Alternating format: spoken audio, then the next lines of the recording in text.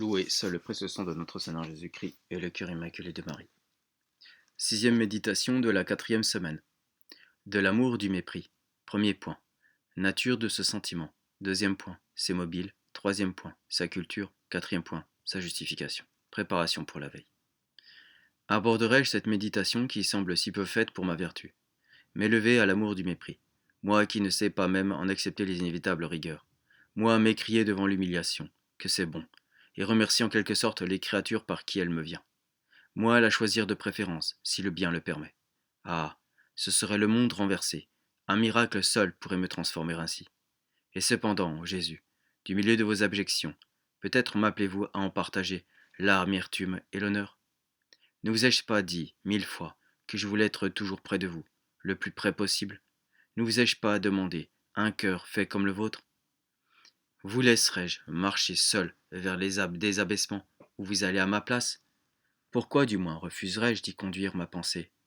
La sereine contemplation d'une haute humilité fera surgir en moi des regrets sans doute, mais aussi des élans. Quoi de plus impulsif que le beau?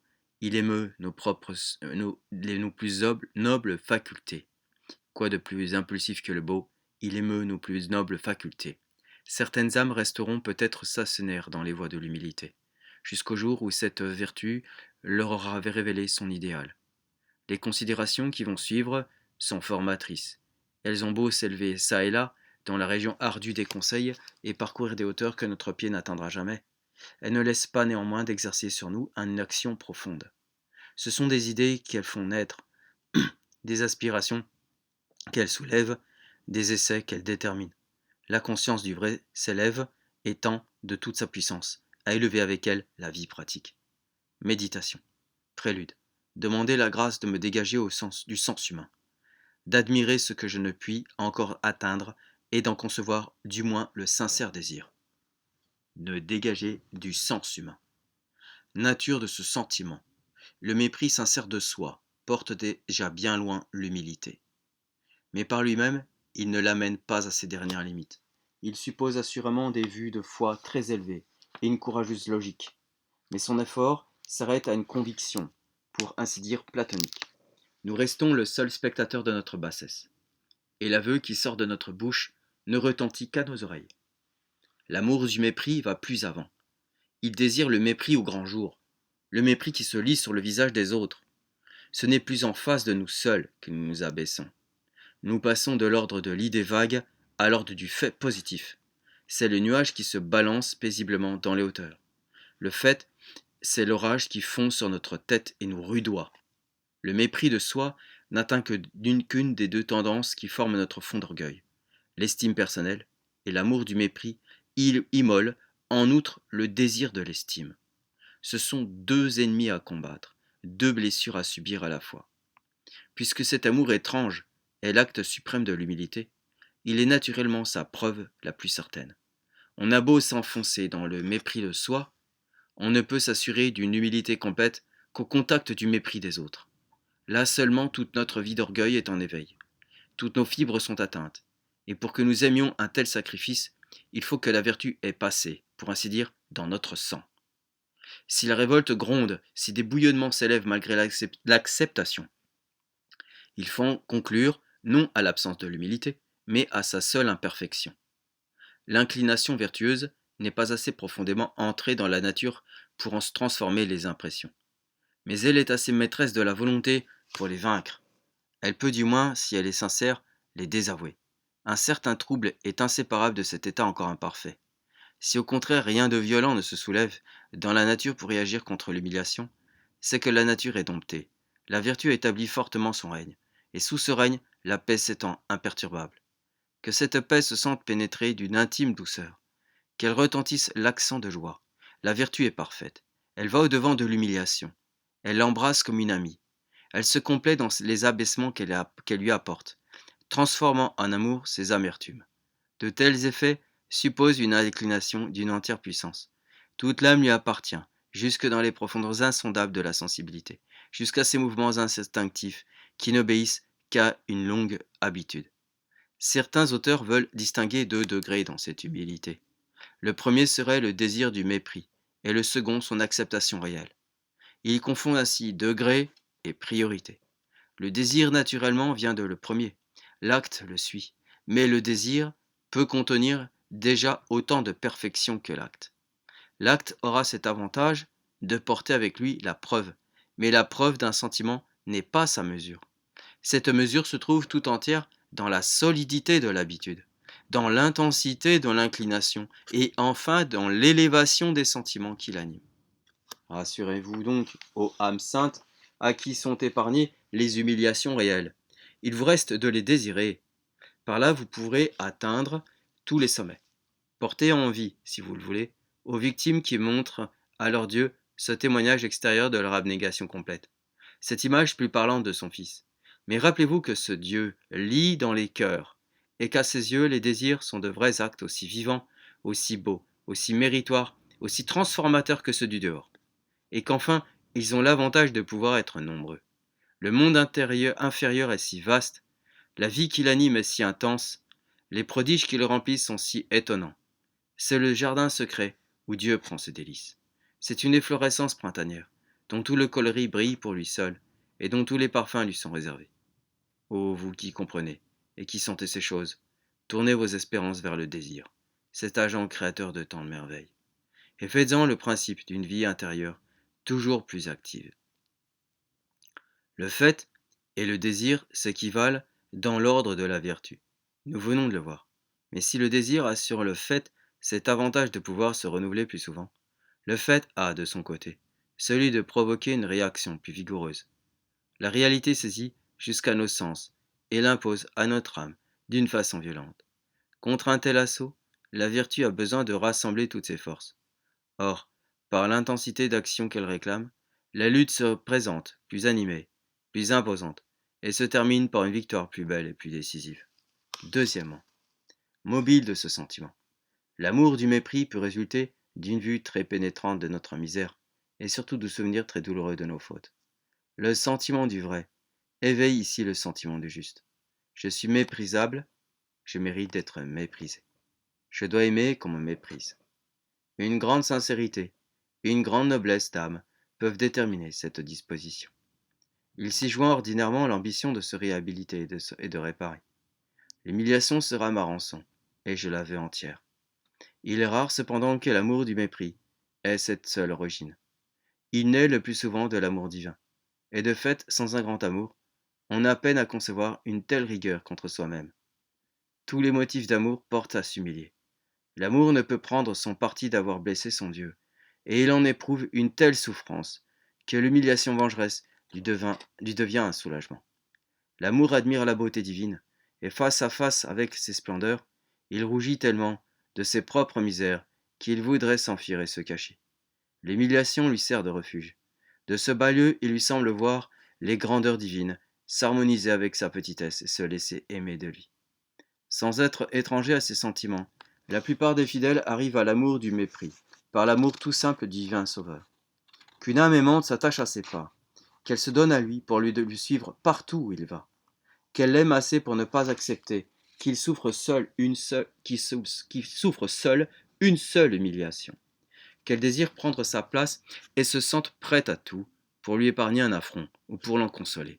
Voilà une humilité qui se surpasse elle-même, en empruntant de l'amitié à sa noblesse, sa chaleur, ses ingénieuses ressources, sa constance forte comme la mort, sa domination triomphante. Jésus est dans l'humiliation et je m'y jette. Comme lui, je la veux. Avec lui, je m'y complais. Le silence que je garde qui me condamne, il l'a gardé.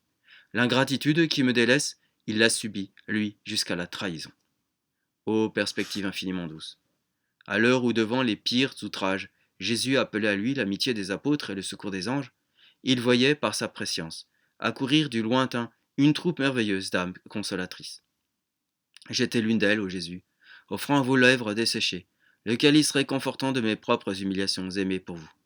Et dans votre soif douloureuse, vous avez daigné de boire en envoyant de ce lointain un merci de vos lèvres blêmies.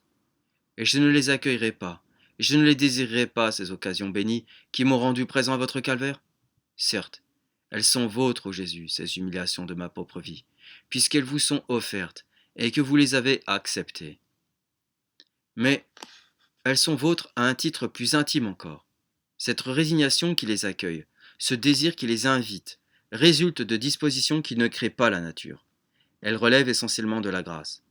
Or la grâce, ô Jésus, n'est-ce pas le mouvement intime de votre action? Quand j'aime un abaissement, un mépris, c'est donc vous qui l'aimez par moi. Je vous prête ma volonté, mon cœur, et vous vous en servez comme vous vous serviez sur terre de votre volonté et de votre propre cœur. Ce que vous faisiez alors par vous-même, c'est par moi que vous continuez à le faire divinement.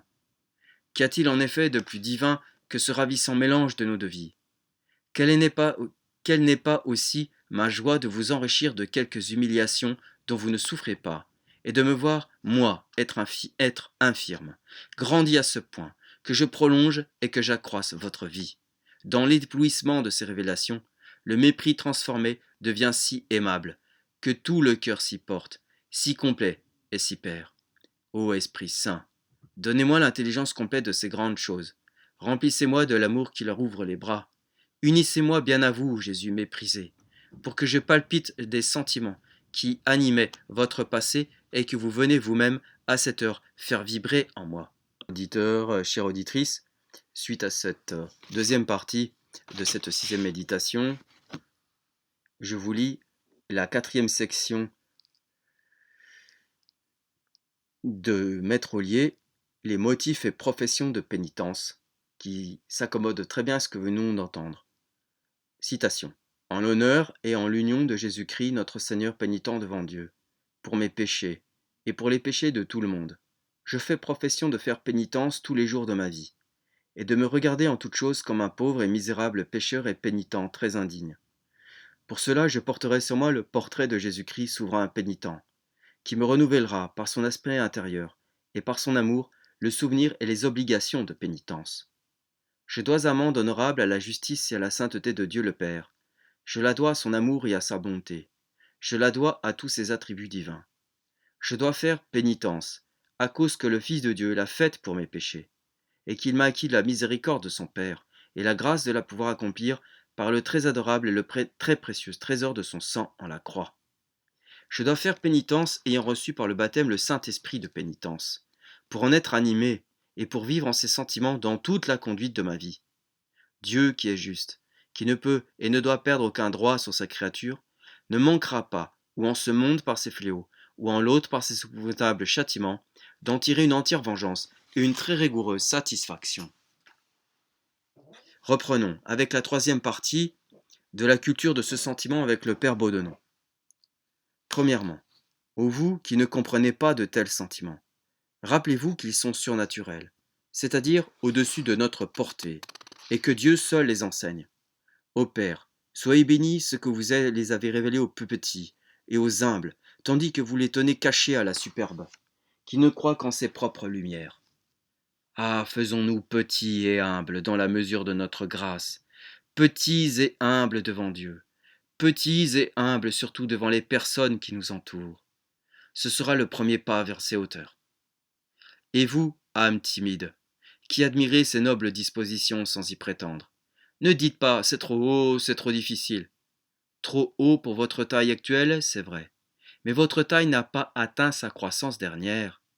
Trop difficile pour vos forces présentes, c'est encore vrai.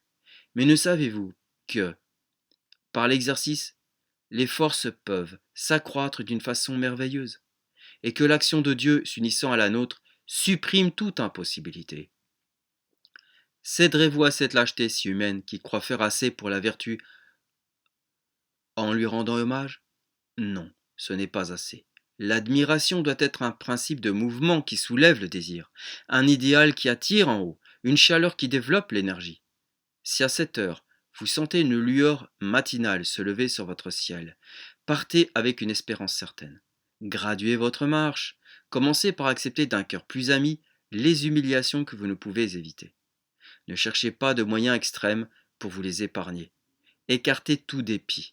Commandez-vous de dire à Dieu parfois merci. Soyez doux pour ceux qui vous ont humilié. Du moins, priez pour eux. À mesure qu'on s'élève, on entre dans une région plus lumineuse. Le mystère de l'humiliation laisse deviner quelque chose de ses secrets. Une invisible main toute-puissante fait franchir les obstacles et, au besoin, relève les chutes paternellement. Appeler l'humiliation ne contredit pas la défiance de soi-même. L'amour qui ambitionne de suivre Jésus jusque-là compte avant tout sur sa grâce. D'autre part, ne point l'appeler, mais l'attendre avec un secret désir, peut être aussi parfait qu'un amour égal, par une délicate réserve, laisse à Jésus le soin de nous la départir à son gré. Toute la générosité de l'âme semble alors se ramasser sur elle-même, prête au premier signal. C'est l'attente filiale, dont saint François de Sales fait ainsi digne éloge. Quatrième partie. Justification de ce sentiment. Ici se présente, mais plus puissante encore, une objection déjà soulevée et sommairement résolue. Un tel sentiment n'est-il pas contraire à tous nos instincts personnels, à l'universel sentiment des hommes, que dis-je, à la raison elle-même? Contraire à nos sentiments, évidemment. Aux sentiments des hommes, eh bien c'est vrai. À la raison, eh bien oui encore, si la raison est livrée à ses seules ressources. La raison est courte, son champ naturel est étroitement limité. Mais les dogmes de la foi viennent étendre ses vues sans mesure. À leur clarté supérieure, notre raison mieux informée tire des conclusions nouvelles. Or, ces conclusions nouvelles apportent un idéal nouveau entièrement étranger à la nature humaine. Par ses exigences essentielles, l'humilité chrétienne est déjà une vertu surnaturelle. Par cet essor vers l'amour du mépris, elle devient dans le surnaturel une vertu éminente qui n'est que de conseil. Mais seule, elle nous établit dans les conditions parfaites qui laissent à Dieu, premier principe de nos actes, la pleine liberté de ses initiatives. Résolution. S'humilier de se voir si loin de cette voie. S'offrir. Chercher dans un plus grand amour le sens qui comprend et qui goûte.